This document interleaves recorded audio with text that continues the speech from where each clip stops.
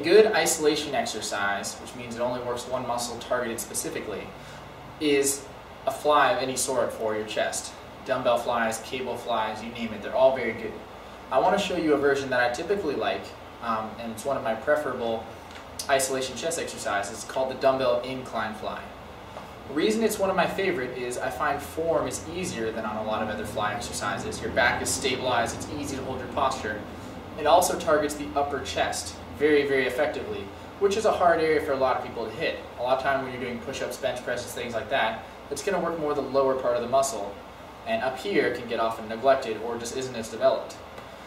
So incline fly is a very good exercise.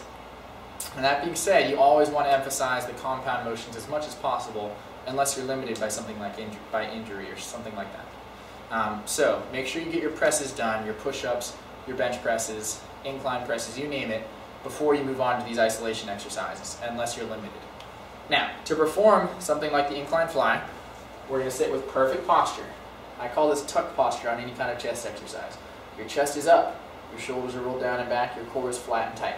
It's the same on every exercise. I'm going to grab 2 dumbbells here and sit with them on my knees. I have an adjustable bench here set to about 45 degrees.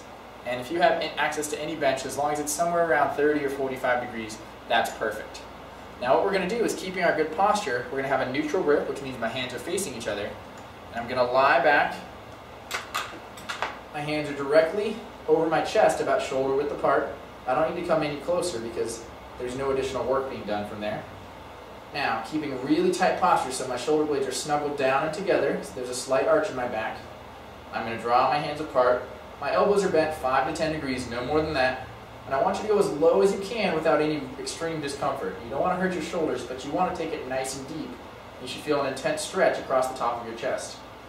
From here, I'm going to initiate the motion with my chest muscles by squeezing my chest and drawing my arms together.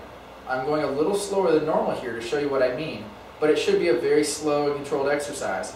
When you see people in the gym swinging the weights, they're getting very little benefit, except for being able to use bigger dumbbells. But good for them.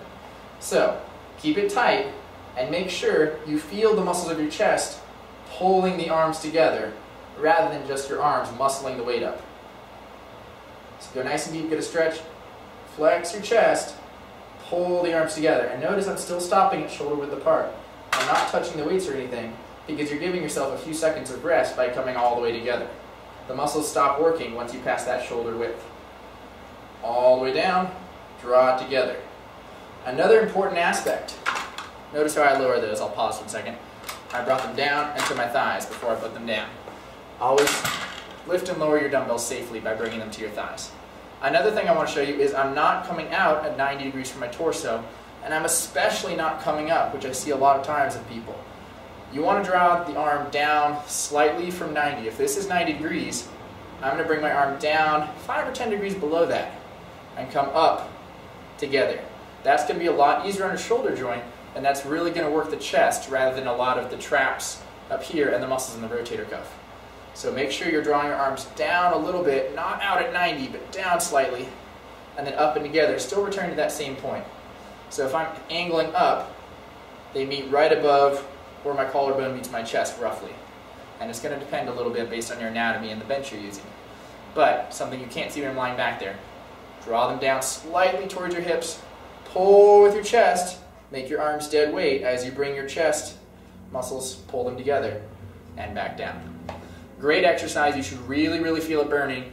If not, the easiest way to correct your form is to slow down and think about, my arms are dead weight, my chest is pulling them together. Great exercise. Practice a little bit. You'll get it, and you'll see a big difference in the way your chest looks and feels.